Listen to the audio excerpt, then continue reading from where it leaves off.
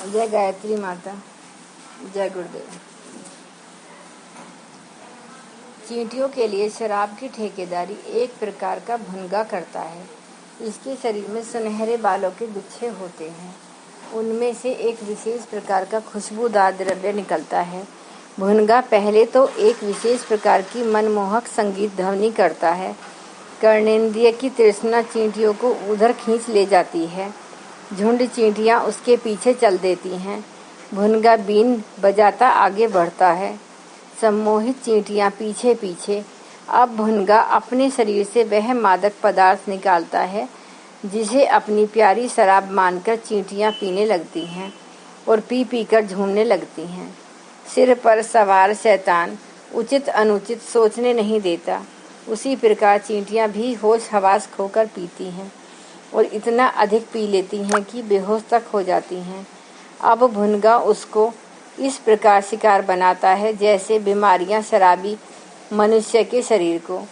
इस दृष्टि से मनुष्य भी चींटियों जैसा मूर्ख प्राणी कहा जाए तो कुछ अतियुक्ति नहीं।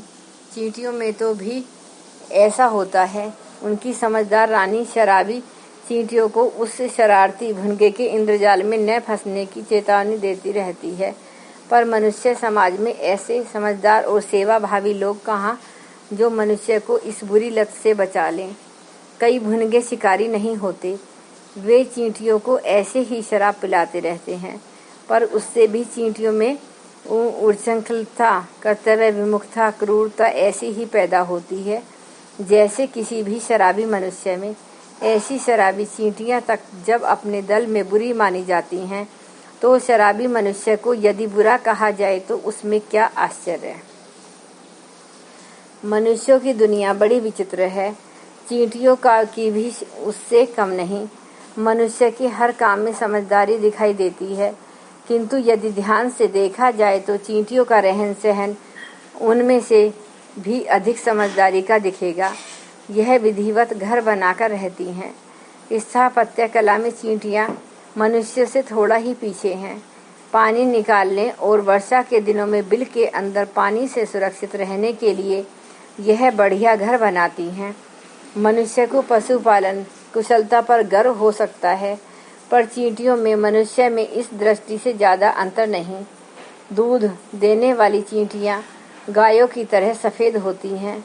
उनकी सुरक्षा और विकास के लिए चींटियां विशेष व्यवस्था रखती हैं। उन पर संतरी तैनात होते हैं जो बिल्कुल चरवाहों जैसा काम करते हैं। कृषक चींटियां खेती करती हैं। भंगी सफाई, सिपाही रक्षा और चौकीदार का काम करते हैं। तो शिल्पकार चींटियां घर बनाने का इतना सुंदर होने पर भी वे एक कुटुंब के सदस्यों की भांति ऊंच नीच और छूत अछूत का भेदभाव किए बिना संगठित जीवन यापन करती हैं। आलसी और अकर्मण्य तो अपने बच्चे भी अच्छे नहीं लगते, तो चींटियों के यहाँ भी आलसी नर अधिकांश मार ही डाले जाते हैं। मनुष्य समाज में ऐसे लोग अपने अभाव संजन्य स्थिति के कारण नष्ट होते हैं। चींटियां ही नहीं, किसी भी पशु पक्षी के जीवन व्यापार को एक साथ लिखकर उससे मनुष्य जीवन की तुलना करते हैं तो लगता है कि प्रत्येक प्राणी के शरीरों में आकार प्रकार का अंतर होने पर भी मानसिक और बौद्धिक क्षमताएं एक ही तत्व के गुण प्रतीत होते हैं। शास्त्रकार का कथन है कि जीव मात्र विराट आत्मा के अलग अलग टुकड़े नहीं, प्रत्युत एक ही सूर्य की अनेक किरणें हैं। यदि मनुष्य दुनिया का अध्ययन करे तो पता लग चलेगा कि आत्म चेतना ही जो कहीं तो विराट सूर्य के रूप में अपनी सृष्टि के साथ क्रीड़ा करती है, वही कहीं मनुष्य बन जाती है तो कहीं चींटी और दीमक। प्राणी जगत में विद्यमान मर्यादा, परायणता, प्रकृति प्रेरणाओं के प्रति आस्था निष्ठा देखकर सहज ही यह विश्वास हो जाना चाहिए कि इस दृष्टि में सभी जीव जंतु एक निश्चित नियम मर्यादा के अनुसार आचरण करते हैं और अपना जीवन व्यतीत करते हैं। इस कारण उन्हें सुखी, शांत और अनुद्विग्न भी देखा जा सकता है। सुख, शांति और अनुद्विग्न जीवन व्यतीत करने का एकमात्र यही राजमार्ग है। कि जीवन को मर्यादाओं, नैतिक नियमों और आदर्शों के अनुरूप जिया जाए। इन्हीं नियमों, मर्यादाओं को धार्मिकता, आस्तिकता कहा गया है। ईश्वरीय विधान का नीति नियमों का ही नाम ईश्वरीय निर्देश है। उसे सुनकर, समझकर अपने जीवन आचरण में उतारने से ही ईश्वर के अस्तित्व से, उसके संपर्क सानिध्य का लाभ उठाया जा सकता है, उठाया जाना चाहिए। बस आज के लिए इतना ही।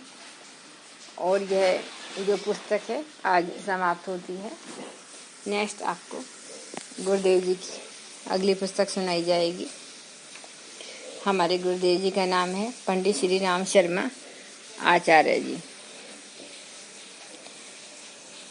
सभी लोगों को धन्यवाद तथा नमस्कार। एक बार गायत्री मंत्र का उच्चारण करते हैं। ओम भूर्भुवः स्वः तत्सवितुर्वरेण्यं भर्गो देवस्य धीमहि धियो यो न प्रचोदयात्। जय माता दी की।